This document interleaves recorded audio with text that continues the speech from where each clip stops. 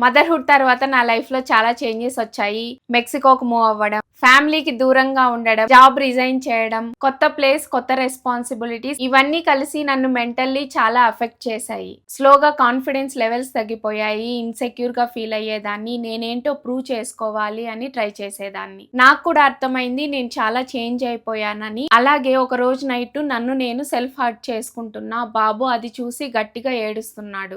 ఆ తర్వాత రియలైజ్ అయ్యాను నేను ఇలా ఉంటే నా బాబుకి ఏం నేర్పించగలుగుతాను అని. సో మళ్ళీ నేను నార్మల్ అవ్వడానికి నా పైన నేను వర్కౌట్ చేసుకోవడం స్టార్ట్ చేశాను. నేనేంటో ప్రూవ్ చేసుకోవాలని నా ఫీలింగ్స్ని, నా ఎమోషన్స్ని వాట్సాప్ స్టేటస్గా పెట్టుకునేదాన్ని. ఇలా పెట్టుకోవడం స్టాప్ చేశాను. ఇన్సెక్యూర్ ఫీలింగ్స్ నుంచి బయట రావడానికి ఓవర్గా డిపెండ్ అవ్వకుండా నేను బయట వెళ్ళి చేసుకోగలిగిన పనులు నేను చేసుకోవడం స్టార్ట్ చేశాను. లైక్ చిన్న చిన్న గ్రాసరీస్ లాంటివి టైం ఉన్నప్పుడు నేనే బయట వెళ్ళి తెచ్చుకునేదాన్ని. నాలో మళ్ళీ కాన్ఫిడెన్స్ ని రీబిల్డ్ చేసుకోవడానికి నేను ఇప్పటి వరకు ఏమి ఛాలెంజెస్ ఫేస్ చేశాను అనేది లిస్ట్ అవుట్ చేసుకొని ఆ ఛాలెంజెస్ నుంచి బయట రావడానికి నేను ఏమి యాక్షన్ స్టెప్స్ తీసుకున్నాను అనేది గుర్తు చేసుకున్నాను. అలాగే యూట్యూబ్ ఛానల్తో కెరియర్ని కూడా రీస్టార్ట్ చేశాను.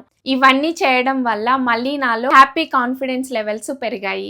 ఈ యాక్షన్ స్టెప్స్ అన్ని ఇంప్లిమెంట్ చేయడానికి చాలా టైం తీసుకున్నాను. కానీ నేను గివ్ అప్ ఇవ్వకుండా కాన్స్టెంట్ గా వర్కౌట్ చేయడం వల్ల మళ్ళీ హ్యాపీగా కాన్ఫిడెంట్ గా లైఫ్ ని లీడ్ చేయగలుగుతున్నాను. మీరు కూడా ఆ పేస్ లో ఉంటే డోంట్ వరీ, ఇది వెరీ నార్మల్. కానీ మీరు హ్యాపీగా లైఫ్ ని లీడ్ చేయాలనుకుంటే ఒక్క విషయం గుర్తు పెట్టుకోండి, మన లైఫ్ ని ఎవ్వరూ వచ్చి చేంజ్ చేయరు, మనమే చేంజ్ చేసుకోవాలి.